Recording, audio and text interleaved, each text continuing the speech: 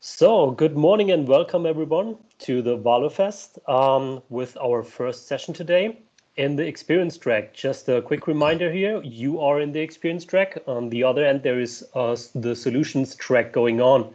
So if you are interested to see that one, you're in the wrong room. But as Jussi already mentioned, that's a great session over here, so you should definitely stay. Jussi is digital working culture enthusiast and consultant at Blue Meteorite, and today's session is bring employees together by leveraging modern tools in the digital workplace. So Jussi will start in a second. Just want to brief everybody a little bit on the rules here. Just keep your camera closed, because if people start to use their camera here, and then we probably get a little bit into performance issues with Teams. Also, everybody should be muted to not interrupt. And then at the end, there is a Q&A session. We have enough room for that, so you can use the chat to already bring up your questions. You can raise your hand, and at the end, we will do the Q&A session. So Jussi, the stage is yours. Okay, thank you very much, Michael. And good morning or evening or afternoon or whatever it is in your time zone. So welcome everybody. My name is Jussi Sivonen, and I hope you can see the video screen or webcam screen I'm sharing already as well. And I'm very pleased and thrilled to be part of this Valo Fest that we are bringing now together to discuss about all these things that are possible or already been done in the ways of improving everybody's digital work or digital life, especially in their workplace. Of course, the last half year has been a kind of turmoil or forced adoption or increased or speeded up adoption of these different digital tools. But I'm going to share you some of my experiences that I have had during my years as a consultant working with my customers very closely on improving their digital workplace experiences. So I'll tell you first very briefly about myself, about my background, and then I'll delve into the actual topic. So I work as a senior consultant here in Blue Meteorite, Finland, and I have gathered experience from probably nearer to 60 or maybe even 70 different internet projects. And since Blue Meteorite, as most of you might already know, is a product that was initially created by the company I'm working with, Blue Meteorite, and then it kind of branched off as its separate entity. And now we are also using still all these Valo tools that we have at our disposal. But I have had plenty of experience even before Valo was the Valo that we know today. And from all those projects that I have done with my customers, over 90% of them has been made with Valo in brief. But today I'm not going to be talking strictly about intranets. Of course, when we talk about digital collaboration and communication and enterprise information, how we can improve our lives, Intranet is one of those core features and core solutions that we of course provide and our customers successfully use. But now on today's topic, I'm going to talk more deeply about what different types of tools we can bring to the employees, how we can bring them together, however far away they are physically from each other. Of course, this new situation during this year has impacted a lot. So many of our customers have been kind of fast forwarded to that digital workplace experience that we have built up with pretty long roadmaps with our older customers. But yes, many of the companies and organizations I have worked with today or this year have kind of picked up the pace and already jumped into the digital experience that many other companies already might have been using. But the point is not only that, okay, we have all these different types of digital tools at our disposal. It's more of that we need to have some sort of purpose, and we need to be able to deliver that purpose, not just only these tools, because the tools are not solutions by themselves. And in this session, I have kind of divided this topic, which is very wide and big topic to chew on, into 3 essential things that I kind of have recognized from maybe not all, but most of my projects where I have worked with my customers to improve their digital collaboration or document management or information flow or whatever. These 3 things need to exist in order to have a success story. They are kind of like must-have. And I'll tell you a customer case on each one of these matters. Okay. The first thing that we need to succeed in this digital workplace experience, in my opinion, is purpose. So we need to define a clear purpose, and not just only define it in a small project team, but we also need to kind of like fashion it out into a clear message, and then that message need to be delivered and communicated all the different people that the change, for example, affects. And it's very important that we have these different purposes for the same objective, depending on the people that we are talking with. For example, if we want to discuss about end users of some certain service that we want them to adopt and start using, it might be quite different style and tone and maybe volume of that information and that message that we need to communicate in comparison to, for example, supervisors of these floor level workers, or completely different message need to be delivered to the C-level directors who probably authorize and give mandate to all these changes that we want to achieve in these organizations. So we need a purpose that we also need to make clear how this purpose, this change affects each one of these individuals in the organization. And the experience might be very different compared to whether we are a floor level worker or an office worker, or maybe a managing director, or anything between that. So the story might be very different in each one of these cases. Then the next thing that we need is a good, solid plan that you follow through, and it essentially makes the management of the change possible. Without a good plan, if we just decide that we want to do things and start doing, of course, most of you probably know that things might fall apart at any discomfort or any change that we couldn't anticipate when we first started the change. We need to be consistent. We also need to be persistent.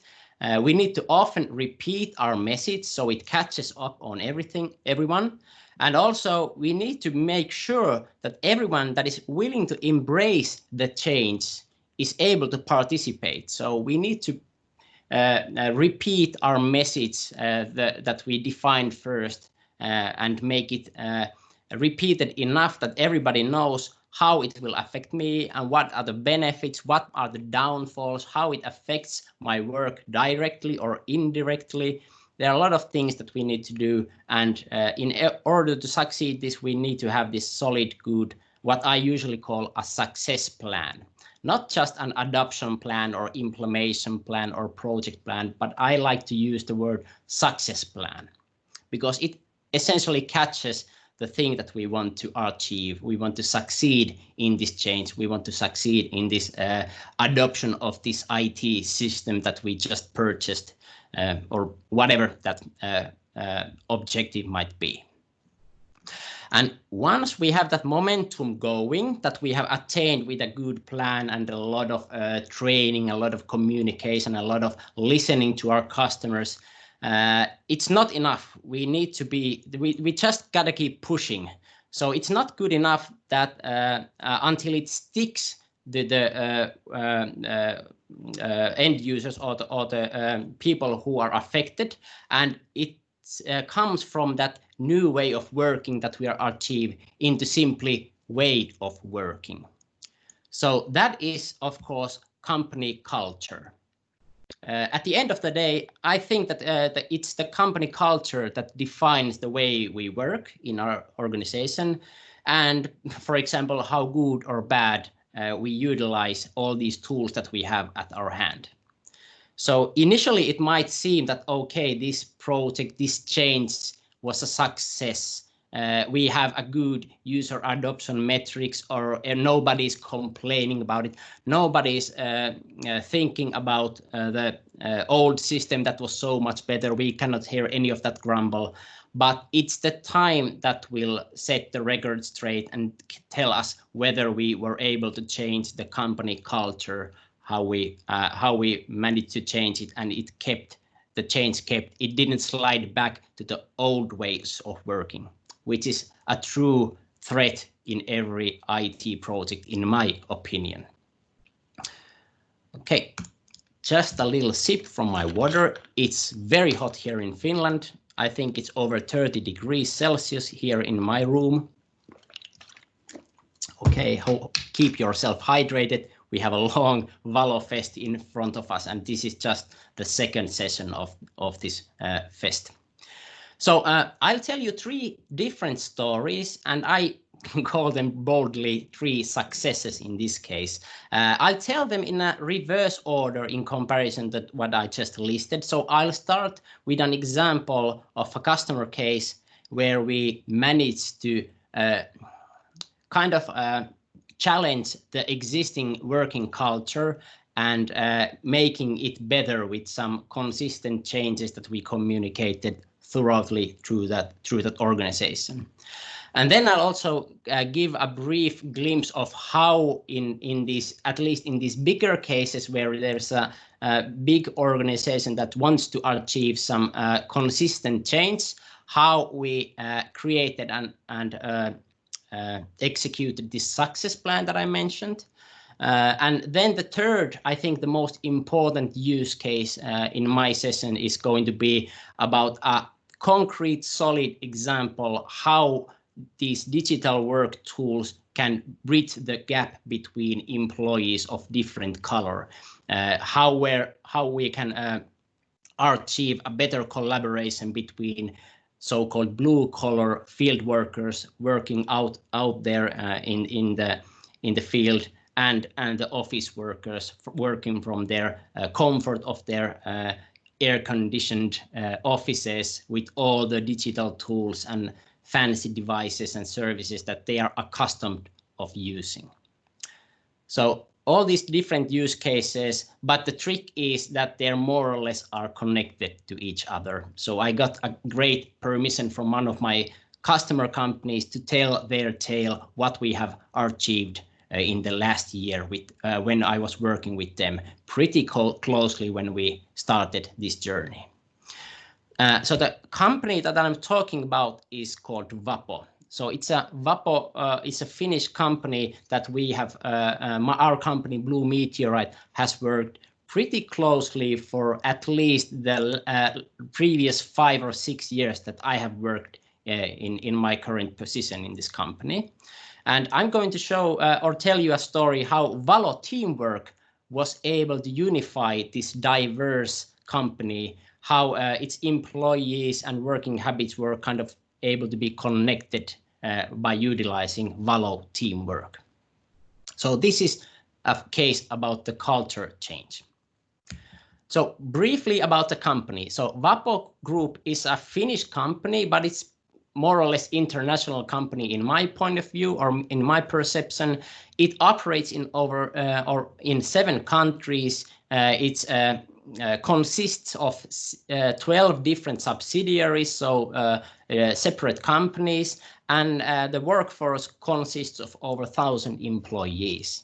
And VAPO has in recent years, I think they have grown by acquiring separate companies. So there is always that change of challenge when talking about the company culture when one company buys another company and then they integrate these services or business fields and these employees and all these working habits and everything into one company. And of course, there are some cases where my customers in these situations might see it as a beneficial to keep these companies very separated culturally and in business wise, and for example, IT services or the devices or or platforms that they utilize in their work. It might be good in some cases that we do not try to push them into one platform, for example. But in VAPO's case, it was clear that we wanted to get better synergy and better utilization of common tools and common practices in the whole company, whether the user or the employee is located in Finland or Belgium or Spain, for example. And of course, the synergy and all these possibilities when we combine these brilliant minds all around Europe that their company's workforce is located. So how could we do that as well as possible when they are physically located pretty much all around Europe, in my opinion? So the challenge was cut into two pieces, in my opinion. So the very first challenge was that there were very different working cultures between these companies. So the company that was operating in Belgium, for example, was acquired by this subsidiary company that was working in Finland. And then there was the VAPO group, the corporation, that they all three had kind of like different set of tools, very diverse ways of working. Thankfully, the time zones when we are located in Europe, they are not an issue. In some of my customer cases, I have worked with companies that are that have personnel all around the world. So of course, time zone might be a very big issue when we want to get people connected all around the world. In this case, that was not existing, so it was a good thing. Lots of cultural differences coming from the company history or coming from the different countries, how they are used or accustomed of working in there. And when the companies got merged in this one case, for example, there was lots of overlapping services, overlapping IT functions, and lots of overhead when they were kind of paying from the same services or even identical services or same purposed services many times. So there was a lot of work on the ground level if we talk about the systems and the services and the organizational structure. But of course, the biggest issue is always the people who are accustomed of using the old ways of working, and now we want to introduce a new way of working, and then comes in the change resistance. It's always there. It might be a little bit stealthy at some times, but it's always there. Be prepared when you are making any type of big changes that are going to affect individuals' work or teamwork or the whole organization. So of course, VAPO wanted to improve all of these areas in here. And also one of concrete examples in here that we were able to tackle with this solution was that the communication practices, document sharing, they were on old platforms. For example, VAPO had been a long-time customer with Blue Meteorite, and we had built a very sophisticated and very highly utilized workspace and document sharing platform on top of classic SharePoint. And probably everybody here knows that classic SharePoint and its workspaces, I might be nice, but I'd say it's obsolete. You can use an even stricter word if you want, but yes, they had hundreds, even thousands of workspaces. Many of them already are still in active use. So how could we shift from that ways of working into new ways of working? So the solution how we came up with was to deploy the Valo Teamwork, and in at the same time also adopt Microsoft Teams to replace these old classic SharePoint workspaces and all the other things that were also kind of third-party solutions that were used for the same purpose in these different companies. When we made a survey of all these different IT services, and we also managed to dig out lots of these shadow IT services that the employees were using without companies' consent. Yes, there are usually lots of those when we are talking about hundreds of or thousands of employees. There are lots of shadow IT services that might go under the radar unless you make kind of like anonymous survey and then they surface that we are using Google Drive or Dropbox or even WhatsApp for our company communication or document management. So there were lots of things that we wanted to fix, and Valo Teamwork combined with Microsoft Teams was a perfect tool for that. And it was not just a technical solution. Of course, these two, when working together, give a great end user experience. We can integrate nowadays these user interfaces. You can use Teamwork inside Teams. And none of that existed at the first phase that we started more than a year ago. But anyways, the technical solution was very cost efficient, and the deployment was also quite quick. But also what we did, what was much more work when we started digging out all these policies or things that how things are working in between these companies, and we wanted to unify them, was that we started to draft out and publish these different common guidelines for ways of working. And also, of course, since everybody's working inside the same company or the same corporation, we can also use more strict way or so-called policing. So we created lots of policies to make sure that collaboration works as efficient as possible, but also that the information security is also always taken into account. So, for example, when you create a new Teams team, you do not create it via Teams. You order it from Valo Teamwork's order, a new group order form, and there you need to define whether your team will contain any secure or confidential information, or maybe it's even secret, or is it completely public. So lots of these things that we kind of like drove through all the different organizations, and when they were presented in a positive manner to everybody involved, the change was embraced quite well. So the end result in this case was that it became much easier to collaborate between companies when they switch from, for example, from Skype for Business into Teams meetings and chats, and also when, for example, the Belgium company or the subsidiary dropped off from their old SharePoint workspaces and embraced the same cloud-based teams that the VAPO group was using. We can then much easier connect these individuals up in a common topic to discuss about something, and lots of these R&D ideas started popping out from there. So we have plenty of work to do that we want to leverage on that synergy that is happening between these companies nowadays.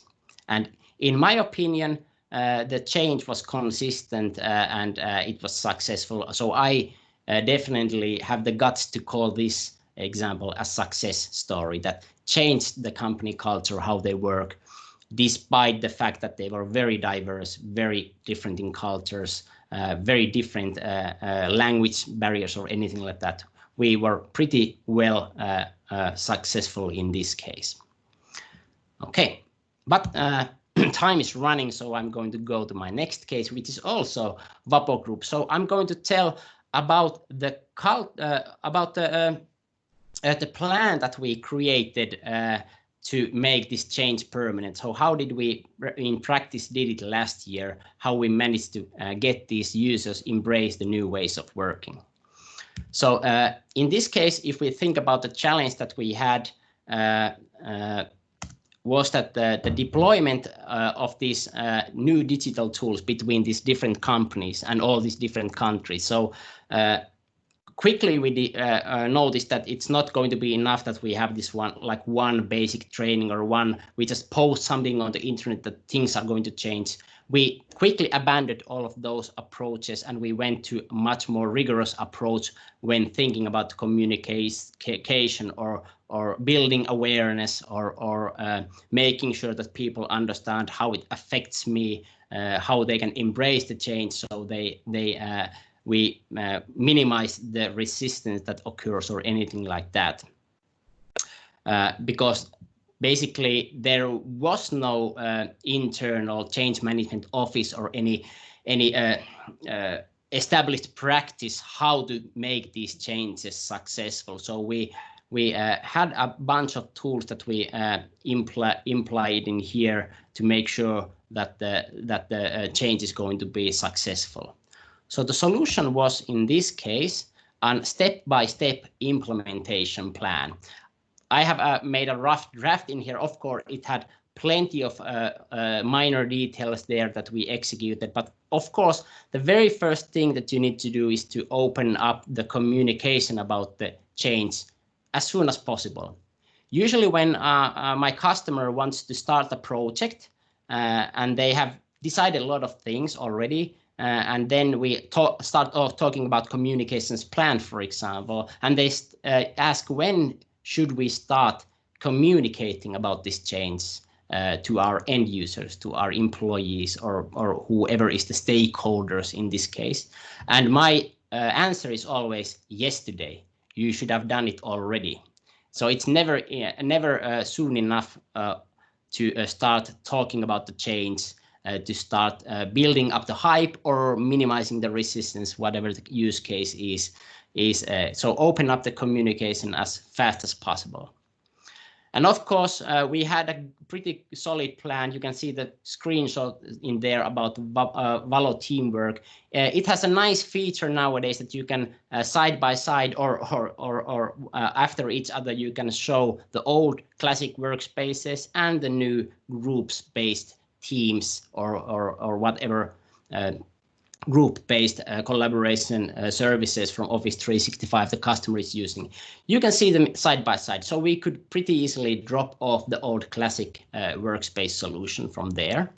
And of course, we gave a plenty of migration support for all of those active workspaces. We didn't migrate or groupify them all, of course, because there were like thousands of them between these companies, but we gave a clear migration path for anybody who wanted to easily transfer that information, whether it be document or task list or whatever, how you can switch to a Teams-based collaboration pretty easily. We made a plan and we also communicated in this case. But then also the training and the deployment. We had this roadshow. It might be a little bit exaggeration because practically it was just me going through all these VAPO's office locations all around Finland and having this training and roadshow day on site, so everybody could easily come to that meeting room or that lecture room and have a face-to-face training with the external trainer, and also ask any questions regarding how this change is going to affect me. How could we utilize these nice tools that you're displaying to us in our case? And our case is like this and that. So I had a full day with each one of these offices and had plenty of conversations and plenty of new ideas how to, for example, adopt teams or teamwork or both in the field of work that they were doing. Because the company is very diverse. Even though I had years of experience working with them, still there are plenty of use cases that I probably couldn't have imagined even in my wildest dreams how you could utilize teams or teamwork in their daily work. So it was very fruitful also for me. And it also gave an idea for the third use case I'm going to showcase to you as well from these roadshows when we are talking to the end users. We had a set of basic trainings on site and also online, and also a set of advanced training. So, okay, you want to leverage on Power BI reports on your teams. Okay, let's set up a meeting or training about that. So we had a lot of these deep dives with certain teams, how you can leverage on teams and all the possibilities of that platform when you can combine or integrate it with any external systems or even inside the Office 365. So we had plenty of trainings that we wanted to make sure that everybody who wanted to embrace the change will also have the possibility for that.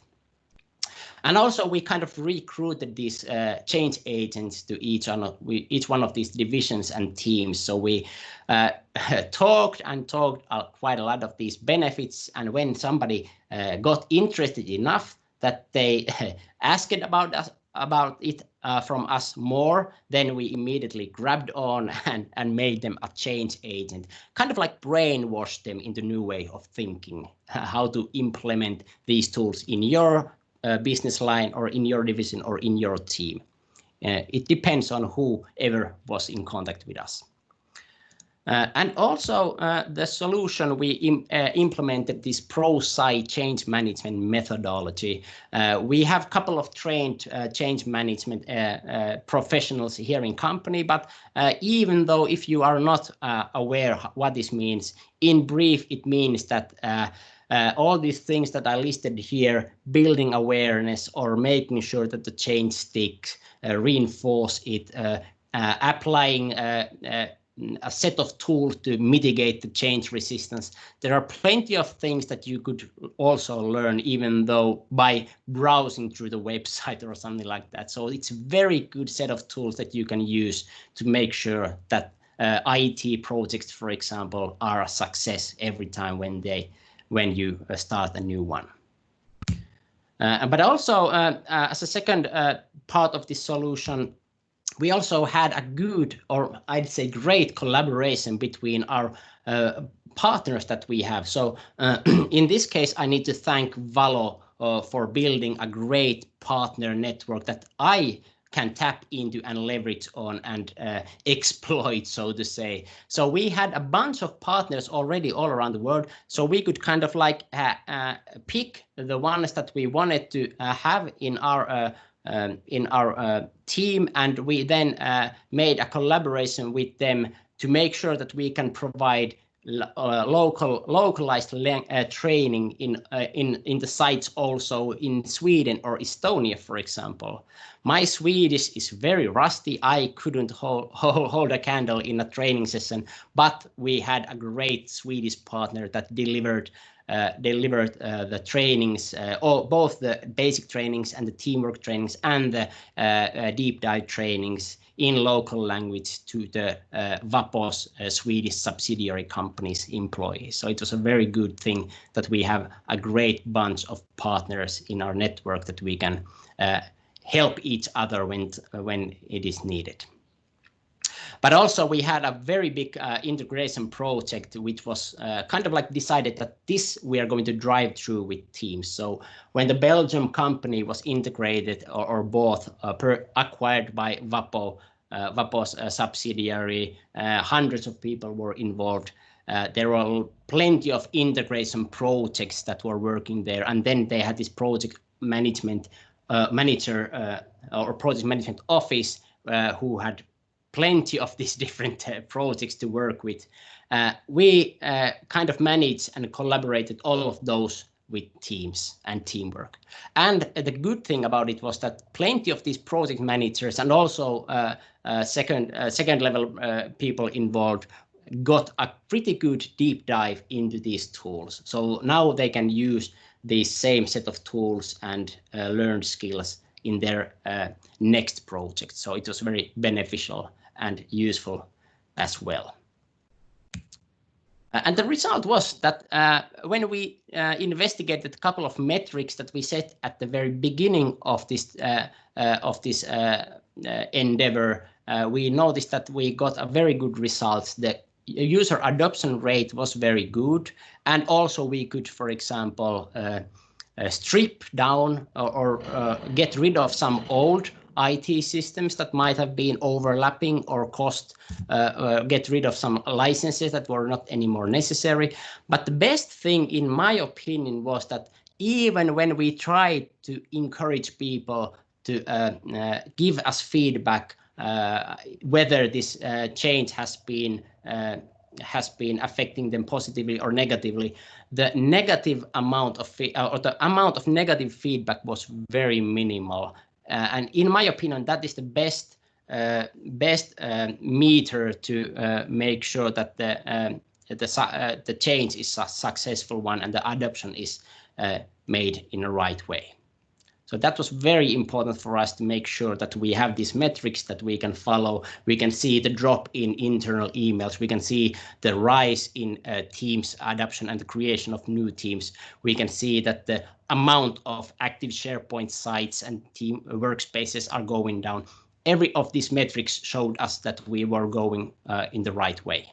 And the work is still going on, of course. There is not a complete deadline when we want to kill off something. We want to give people more like a positive way of changing or switching into the new way of working, and it's working pretty good in this case. Okay, and the third case is also from VAPO Group, but from their subsidiary called NEVEL. So here is a concrete example how we can bridge the gap between the blue and the white collar workers. So how can we bring value to them with these new digital tools? So NEVEL is a subsidiary of VAPO Group, and they, I'm not an expert, but I kind of like checked out from their website that they offer tons of different things for industrial and municipal infrastructure solutions. They have lots of energy production sites. They also manage their customers' energy production sites. They have huge district heating networks at their maintenance and at their management and everything like that. But the key point in their business and their operation is that they want to leverage on the next level technology and digitalization, that they can deliver a better and more cost efficient and better quality service to their customers. And they operate in Finland, Sweden, and Estonia, and their key service is the one that is in that picture called NEVEL Remote Operations Service. And in this core of their operations, they had this kind of like challenge. So the Remote Operations Service, in briefly, controls hundreds of these different power and heat plants all around the country from a single control room. So it's a centralized way of managing and maintaining and checking out on a distributed network of these heating and power plants. And they have like thousands and tons of these different sensors and information. There are plenty of information flowing through this network all the time, and they have, of course, these triggers that if some power plant's boiler heats up too quick, heats up too high, of course, a light bulb jumps up on their screen and they can operate that. So they have plenty of things to do in the operation service. But the challenge in this case was that the communication between the field worker and the inside this power plant, so there is usually at least one people who is responsible. Not probably they are some of these are completely automated plants, so there might not be an on-site personnel all the time. So there are these sensors watching out for them, but there are plenty of people who are working in the field, and then there are these operators at this remote operations service, and they have a challenge in their communication because they have way too much information to go through, and there are some things that are real time, and then there are some things that are not are like planned things. For example, when does a maintenance service going to start and we need to shut down some operations inside a power plant or something like that. So there were plenty of challenges in there because once this operation had started, they had only a couple of these power plants, but now when they have way too much, so the previous way of working did not scale up to that point where they had grown their business. So the operators at the operation service had kind of like challenge in this.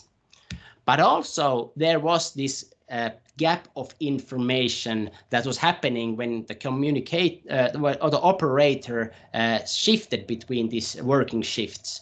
So they had plenty of things that they wrote on notepad, these old paper post-it pads, and all things that had to be done. I hadn't had time to do it completely in my shift. You have to carry on from this. Plenty of these things that they needed to communicate between these shifts. And if something was missing, then it was kind of like hard to figure out what was happening. So there were some challenges. Of course, I'm exaggerating here. Their operation was top of the line and very high quality already. But of course, they identified these challenges before they came a business problem, which is of course very important.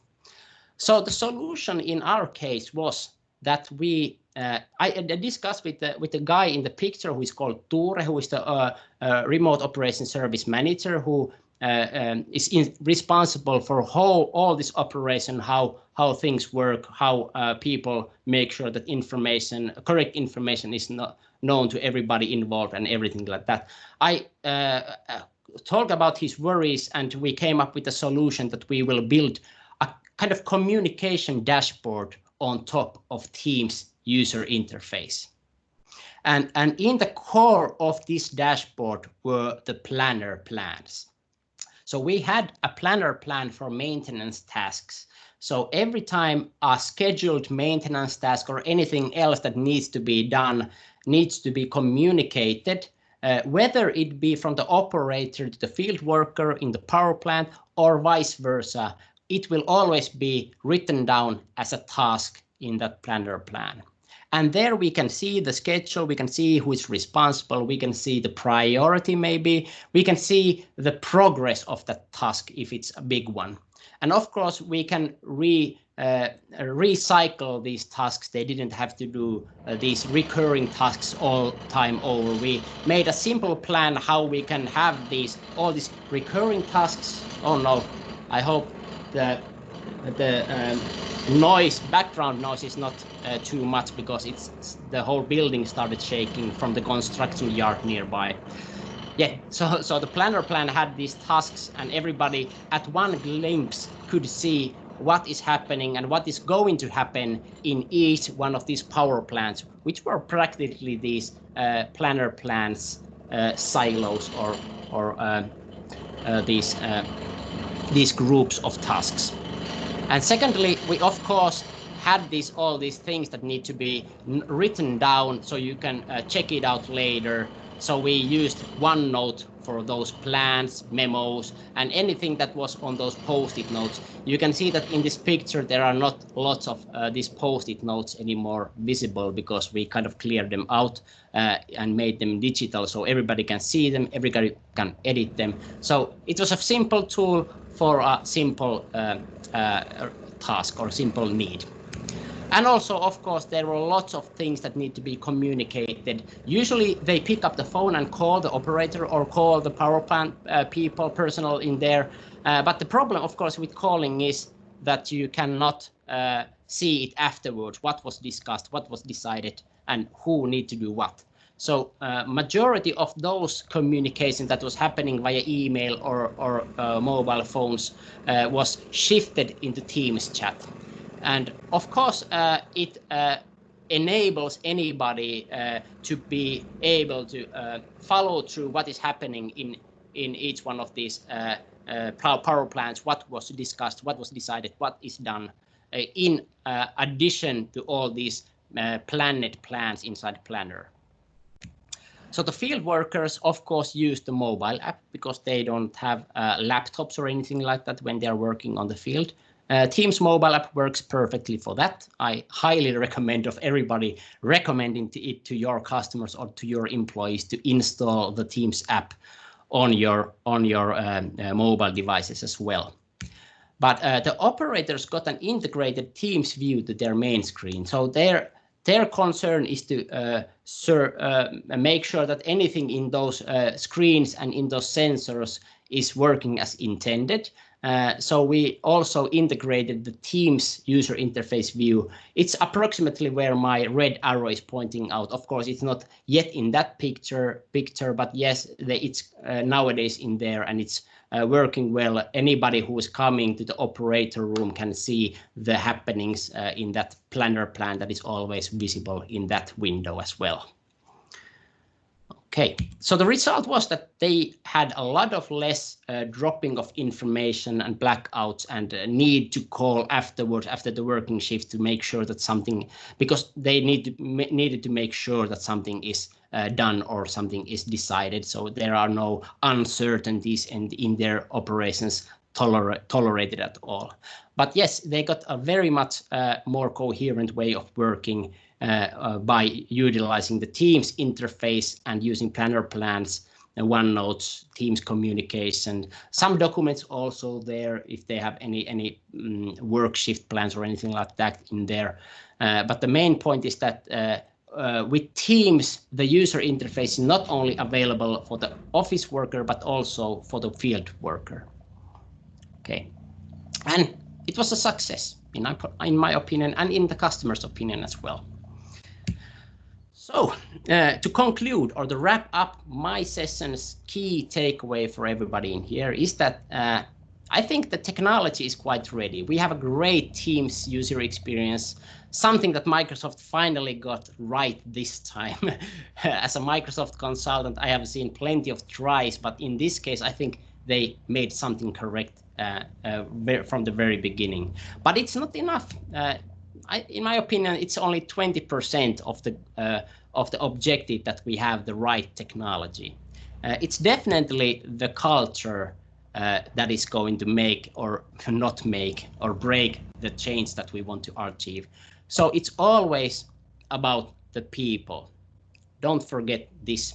So it's always important that you make sure that people understand something that you have come up with, a better solution to improve your workday, but you need to also make sure that everybody else gets it as well. Okay, thank you. That was my session. I think it was a timely appropriate. We have 10 more minutes to go. So, Michael, how do we conclude or commence this Q&A session? Jussi, you did an excellent job. You just started 10 minutes before the time is over, which is according to the plan. So great job on the timing. Also great job on the session. That was really, really interesting to see and get some hands-on from your side. So as we speak, I will also post the VAPO success story because I just got the link from marketing that this is live on our homepage now. So we'll find this in the chat. Okay, excellent. That was part of my our story that we are going to release. That I didn't know we already released it. Excellent, excellent job. Yeah, so that was really the perfect timing. So about the attendees, do you guys have any questions for Jussi? We have still 10 minutes left, or let's say we have about 6-7 minutes left before the next group joins our session here. So please unmute yourself, turn on the camera, and start asking questions while Jussi is still here. Or you can put it in the chat as well. I'm checking it out as well. For example, was there any example of, hold on, if we had done this that Jussi just told us in our previous project, oh mine, would have we had a very successful project as well? Or for example, what was in your opinion the most important bit of information that I might have spoke out loud that you are going to implement in your projects, for example? Any examples?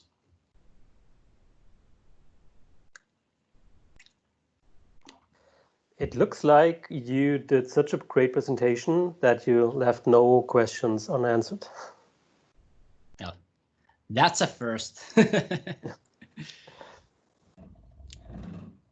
Oh.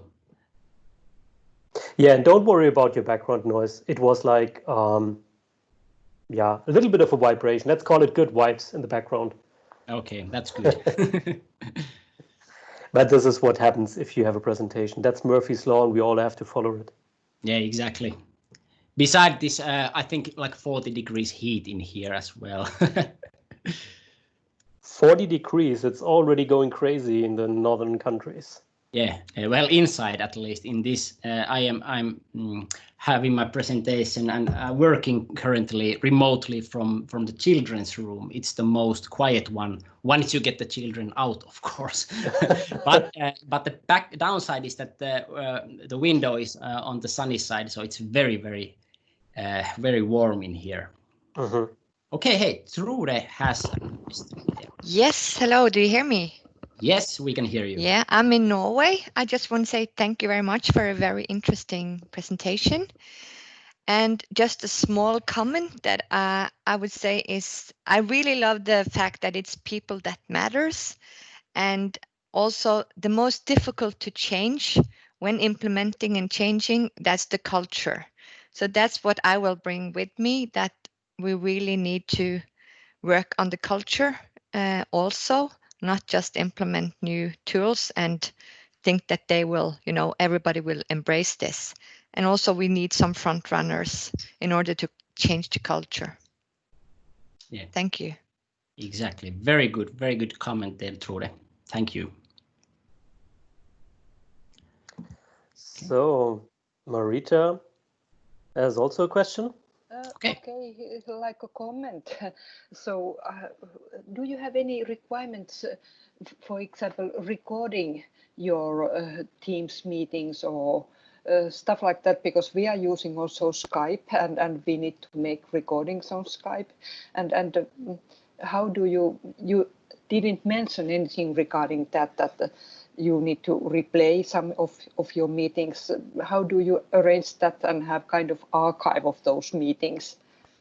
Yeah, well, a good thing in Teams, for example, in comparison to Skype for Business, is that it's the recordings that we are at the moment also doing. It's much more reliable, in my opinion, in comparison to the Skype. The Skype recorded the file on your laptop or in your hard drive, and in more than one cases, I have managed to somehow spoil that recording, and it's not available anymore. Teams, on the other hand, records everything directly to Office 365 Cloud's video service called Stream. So if you are using Teams and you're recording something, some meeting, you are also utilizing Stream. And Stream has plenty of good options, for example, how to publish or share these video recordings inside your organization. Currently, it doesn't support external sharing as well as I'd want it to, but for internal reviews or going back to that previous session that we had, it's a very good tool. You can have a certain policies in there. You can enforce those policies at some level also in the Office 365 settings. But usually it's that if I record something, it's stored only or shared only with me, but then I can share it easily to anybody in the company or a particular group inside a company. So the features are there, but it's up to the company, of course, to make these policies, whether we want or always need to record certain meetings, for example, and who makes that recording, what happens to that recording, who shares it, who if we need to go through it and any editing to do, who is responsible for that. Of course, that's organizations up to them to decide how they want to make a policy regarding all these recordings. I have some big customers who have pretty good policies regarding the recordings that they are creating, because it's part of the organization information, of course, all these conversations and discussions and meetings that are occurring during a work time. So yeah, there are plenty of possibilities there. Nothing restricting your imagination, in my opinion, I'd say. Okay, thank you. So we need to study a bit and make a plan, as you said earlier, how to make that happen. So that could be a mess otherwise. It's usually always it's a compromise between your business needs and the things that the technology can deliver to you. It's never perfect, but it's usually like 80 to 90% well on the way, and then you need to imagine or figure out the rest in order to get a great experience or great policy for everybody to be easily follow and not need to be enforced or anything like that. So yeah. And yes, and then if it's also legal matters that if we are working with our external customers. Yeah, for example, GDPR says that we shouldn't store anything outside European Union's borders, something like that. Yeah, Microsoft has plenty of that already covered. We usually, as a third-party supplier or integrator, we do not need to worry about those. We simply make sure that whatever we come up with follows the Microsoft policy regarding the cloud services, and then we are all good. Thank you so much. Thank you. Yeah, excellent question and conversation. Absolutely, absolutely. I can totally agree. So we have 2 minutes left. The next speaker is probably already here in the room. Just want to give you another quick info. This session was recorded. We will send out the recording afterwards per email to you guys. If you're going to post on social media, don't forget to use hashtag Valo Fest. And now let me hand over to Paul Woods, and I think he's already here. Hi, how are you? Perfect. Hello, welcome, Paul. So Paul will talk today about work-life borders in a world where work is in the middle of your life. So let me stop the recording here for this session, and the stage is yours. Thank you. I'll just do all the important things like